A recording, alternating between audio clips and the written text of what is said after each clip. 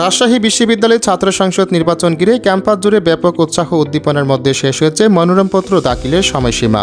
কয়েক দফায় পুনর্বিন্যাস করা হয়েছে তফসিল, দাবির মুখে ভোটার তালিকায় সংযুক্ত করা হয়েছে প্রথম বর্ষের শিক্ষার্থীদের।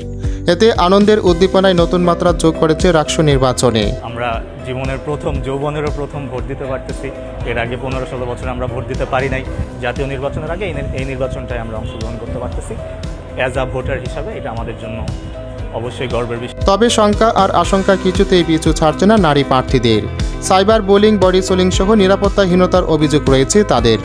একজন নারী হিসেবে যখন আমি এজিএস পদপ্রার্থী হিসেবে কাজ করব কেন্দ্রীয় সংসদে, তখন অবশ্যই সাইবার বুলিংয়ের শিকার, যেটা আমি বারবার হচ্ছি, আমাকে আরও শিকার হয়তো হতে হবে, কারণ সেটা এখনও থামেনি। আমি কিছুক্ষণ আগে কিছু নিউজ পোর্টালে হয়তো দেখেছিলাম, সম্ভাব্য প্যানেলে যখন আমার ছবি আসছিল তখনও কিন্তু ওখানে অনেকে বাজে কমেন্ট করছে। এদিকে বিশ্ববিদ্যালয়ের বড় দলগুলো প্যানেল ঘোষণার মধ্য দিয়ে নির্বাচনের আমেজে লেগেছে নতুন হাওয়া।